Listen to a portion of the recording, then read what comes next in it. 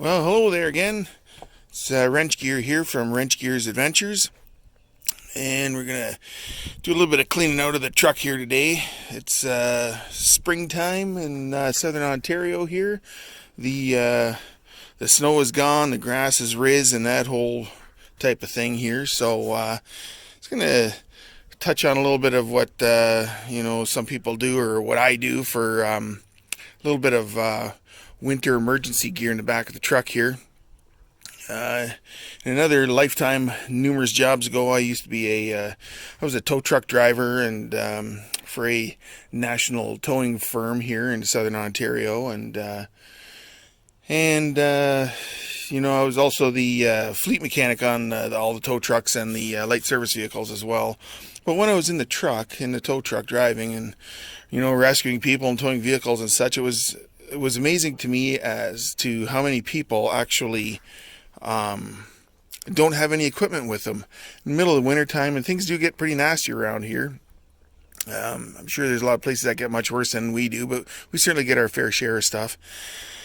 And you go out to try and help a person, and they have absolutely nothing with them, which was okay because the tow truck was fully stocked with everything. But I don't do that job anymore, and once in a while I do come across somebody who might need some help, or maybe even I need some help if I wind up slipping in the ditch or something on the ice or whatever. So anyway, just going to go through a little bit of what I do to prepare, and I have a very similar setup to this in our van that we drive here as well. So, but anyway, just to start off, first thing I do is, let me just grab this. I have the spare tire.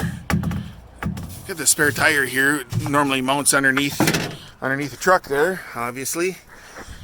But nothing worse than getting a flat tire, side of the road, or maybe you've even slipped into the ditch and you got a flat now or whatever. Of course, well, I guess you wouldn't want to change it down the ditch, but anyway, nothing worse than getting a flat tire in the middle of the winter time, and it's raining, and it's slush, and it's freezing, and it's snow, and it's, add any more weather conditions into it that you want, dark of night, the whole bit, and you got to crawl underneath the back of the truck to try and pull a spare tire out of there.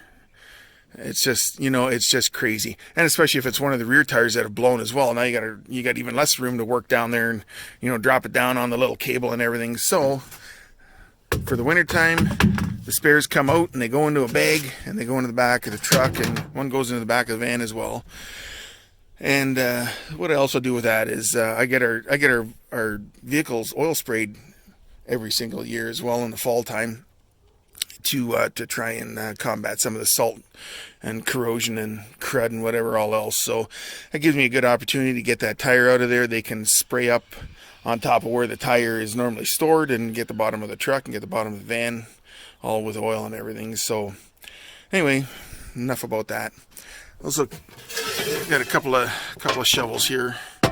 So I got one for scooping actual snow, and then I just have a regular one of these. Oh, I can't get it. Regular garden shovel here. Maybe you got to chip away at some ice or hard stuff, whatever. Anyway, have a couple of stones here.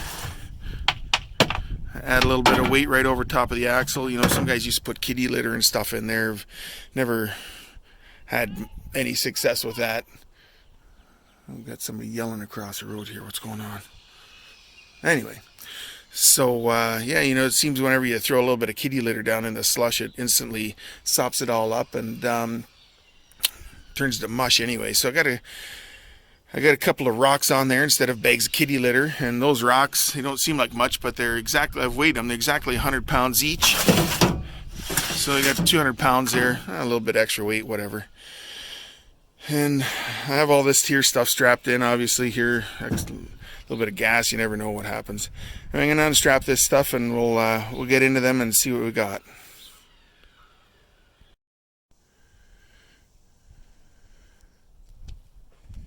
Okay, so what we got here is we got a jug, empty old oil jug here, full of the limestone grit. I put this in everybody's cars, my mom and my daughter's, my wife's van, everything else, as compared to using the kitty litter. And everybody wants to use a kitty litter. This is crushed limestone in here. And that stuff, it's sharp, grips into the ice, and grips good on the tires, and a little bit of that stuff goes a long way. This stuff is relatively cheap. I buy it over here. We have a feed mill in town here that sells this stuff for the farmers and what have you. You get a big bag of this stuff, like a cement bag worth of this stuff, for like $5. Goes a long way. This is the coarser one of the two. They sell it in, I think this is number 2. I think there's number 1 and number 2, I think.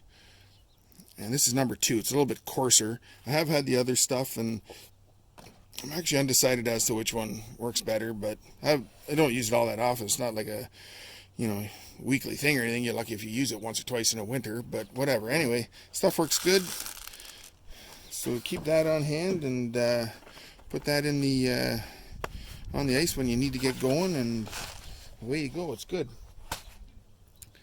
So we'll get into this. So this is an old case. I'm sure everybody knows exactly what that is, but case of old battery operated drills and such like that.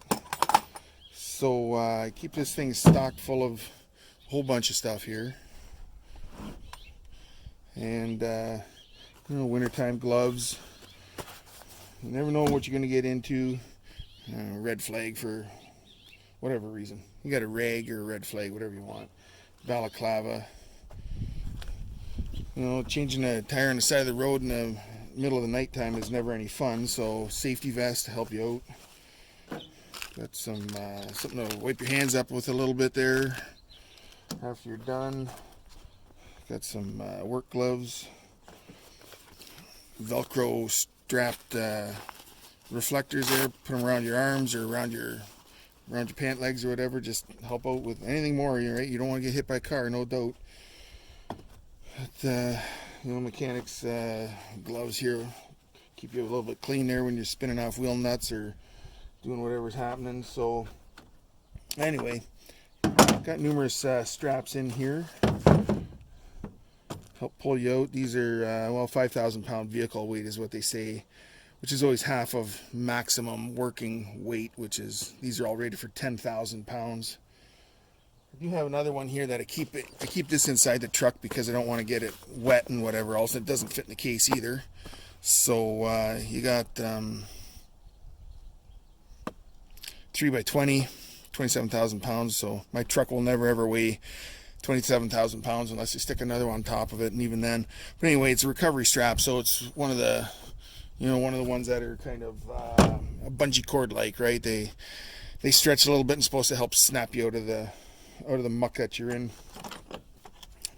A tree saver, but this is also for if you need somebody to help possibly pull you out, or if you're pulling somebody else out and they have nothing to hook their vehicle onto, but they have a trailer hitch, right? You do the old trick of shove that in the trailer hitch receiver and pin it, and there you have a tow point.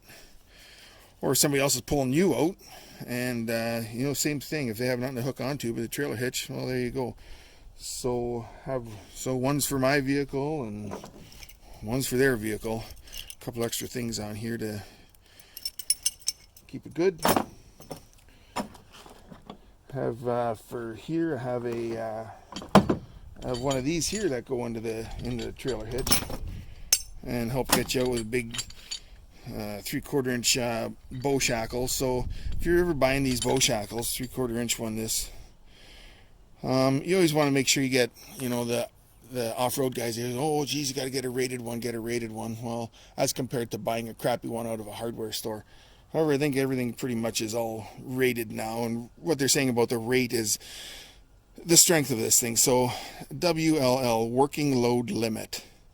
So that's where it will work to. That's what they're saying the normal safety working rating of it is. However, these things, depending on what country you are in the world, these things they're built, or rather manufactured, to about 4 to 5 times worth the working load limit. So we're at 4 3/4 tons of a working load limit. So 6 times 4 3/4 tons, I don't know, do the math, it's 25,000 pounds or whatever, who knows. It's way up the food chain there anyway. So Anyway, you spin that thing in, spin it out.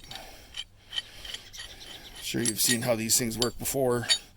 Anyway, so I got one of these in here, and can hook onto it like so.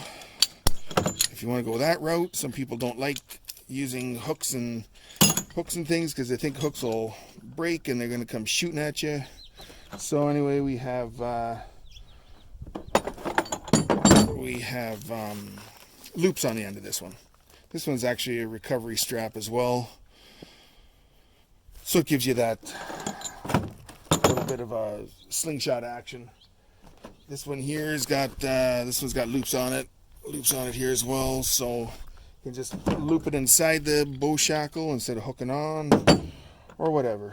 Anyway, I have a couple extra sets of hooks of sorts. You never know what you're going to run into. You get out there, and it's like going to a service call. You have to take pretty much every single tool that you own along because you never know what you're going to run into. And it's the same with this stuff. You know, you'd be out there in the middle of the night or big snowstorm or whatever, and you go, geez, I wish I had another hook. If I had another hook I could do, well, so I'd take a couple extra ones along. Small bowl shackles. I have a couple more that somehow went missing out of this kit here somehow. But anyway, got to look for them and get them back in here for next year. But I usually have a high lift jack that I carry along in the truck here as well. So, you know, high lift jack, if you don't know what that is, you know, some people call it a farm jack or farm-all jack. Mine is called a jackal, made by Jackal in Kitchener, Ontario. A jackal jack, and you can use them for actually for winching your vehicle out as well. There's a way to use it for doing that. So anyway, something to look into, something to think about. And you usually bring that along and get yourself out of trouble or get somebody else out of trouble. And I use this one for in the top of that to hook a chain in there to jack out with that thing. Use it like a winch. These things here, once in a while, they will have a tendency, if you crank that on too hard and you get a load stuck in there, you can't get them back. Oh, geez, you know, so I got a pair of pliers, whatever. A lot of times, though, if you run this thing all the way down and just back that off a quarter of a turn, that'll keep that loose so you can get that thing apart next time after you're done your tow job or whatever you're doing.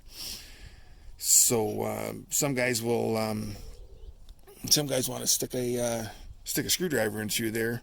What I've done in the past too, especially with this one, if I'm going somewhere, if I'm going on a trip and it's, you know, really bad weather or whatever, I'll stick this thing in the trailer hitch before I even leave. So if I'm gone somewhere and I wind up in the ditch, I don't have to crawl through the ditch trying to install this thing. So then at that time, what I do is with that hole, I'll stick a nylon zip tie in there. You know, bring it in and through here and zip itself together to keep that thing from rotating and falling off. You know, you go on a 4-hour drive and you wind up in the ditch and you get somewhere and you go, oh, what the heck, the thing's gone. It's out on the road somewhere and went through somebody's windshield. People get all excited when that kind of stuff happens. So, you know, you can put a zip tie in through there, keep it in there, and bingo, it doesn't come out. So anyway, I just thought I'd give you a little bit of a tour of what I got in this thing, and you know, make yourself one up and get yourself an old suitcases like that. It's better than a cardboard box, and make something up. It works out to be easier in the long run there if you wind up having a problem out in the road. So this is Wrench Gear from Wrench Gear's Adventures, and till I see you again next time, stay safe and stay healthy. The COVID's running rampant now, so you know, watch out what you're doing.